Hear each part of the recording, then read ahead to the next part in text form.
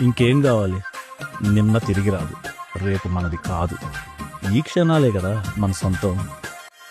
హృదయ